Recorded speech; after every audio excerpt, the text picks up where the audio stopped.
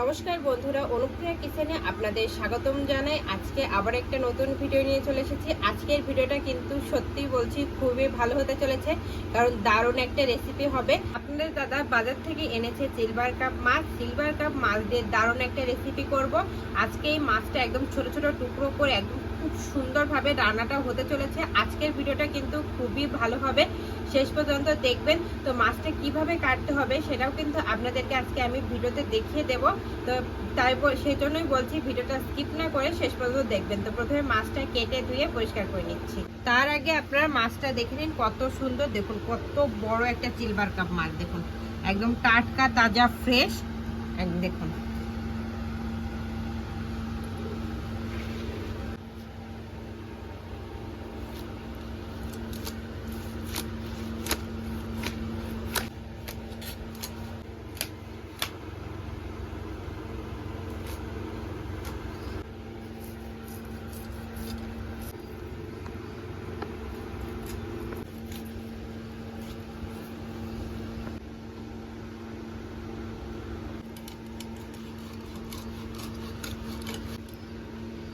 বন্ধুরা, এই রেসিপিটা করার জন্য কিন্তু মাছের সাইজটা একটু ছোট ছোট করতে হবে। দেখুন ঠিক এইভাবে।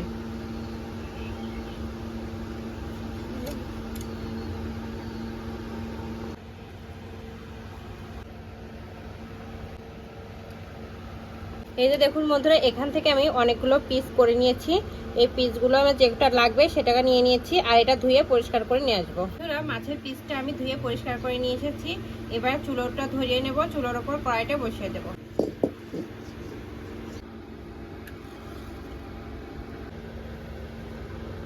এই যে দেখুন বন্ধুরা, চুলোটা ভালোভাবে ধরে গেছে, কড়াইটা গরম হয়ে গেছে। কড়াইয়ের ভিতর বেশ খানিকটা পরিমাণ তেল দিয়ে দেবো। মাছের পিসগুলো নিয়ে নিয়েছি। মাছের পিসগুলোর মধ্যে হলুদ গুঁড়ো, লবণ, অল্প একটু শুকনো লাল লঙ্কার গুঁড়ো দিয়ে এবার ভালো করে মাছটা হাত দিয়ে মাখিয়ে নেব। তেলটা গরম হয়ে গেছে, এবার মাছগুলো একদম কড়া করে ভাজতে হবে কিন্তু।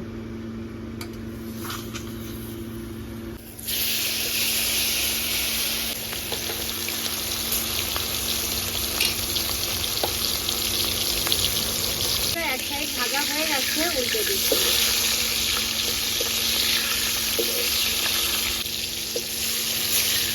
মাছগুলো ভাজা হয়ে গেছে, উঠে নিচ্ছি।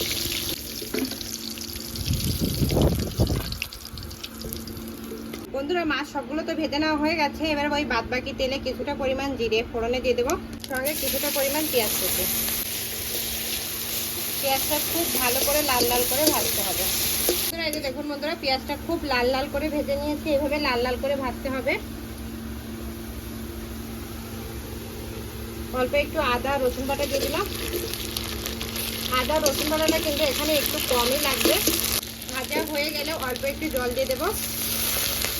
তারপরে টমেটো কুচি, পরিমাণ মতো হলুদ গুঁড়ো, স্বাদ মতো লবণ, শুকনো লাল লঙ্কার গুঁড়ো, কাঁচা লঙ্কা আর গোটা রসুন, অল্প একটু ধনিয়া পাউডার, সব কিছু দিয়ে খুব ভালো করে মশলাটা কষাতে হবে।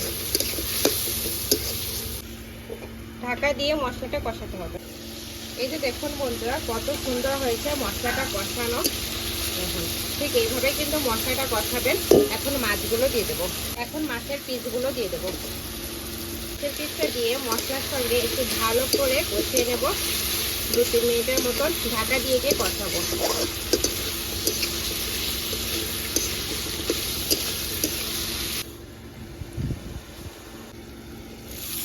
এই যে দেখুন বন্ধুরা, খুব ভালো করে আমি মশলার সঙ্গে মাছটা কষিয়ে নিয়েছি। এবার পরিমাণ মতো জল দিয়ে দেবো। বেশি নয়, অল্প একটু জল দিলেই হয়ে যাবে।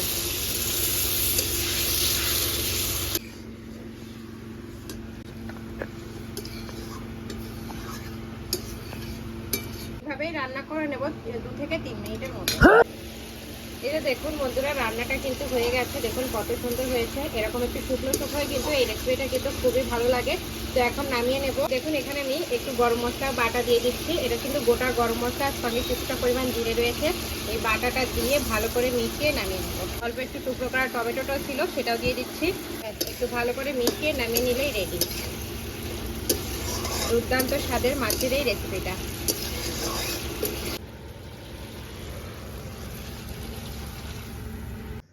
এই যে দেখুন বন্ধুরা, আমি আর ডুগু সোনা খেতে বসে গেছি। খেয়ে টেস্ট করে বলবো কেমন হয়েছে। তার আগে আপনারা রেসিপিটা দেখে নিন কত সুন্দর হয়েছে।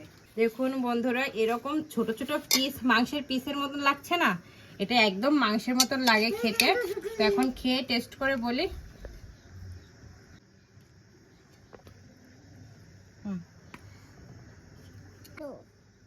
আলু টমেটো দেবো, নাও দিছি। আর কত দেবো? এই যে অনেক দিচ্ছি না, খাবার তো খেয়ে বলো।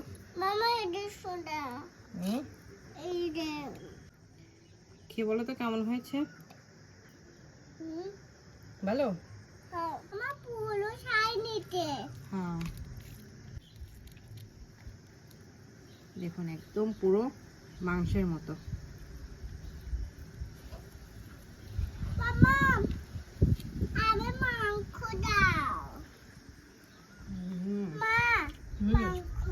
মাংস খাবা?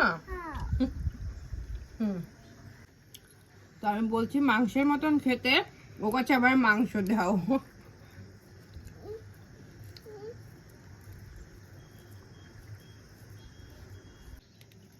বন্ধুরা এতটা টেস্টি লাগছে কি বলবো।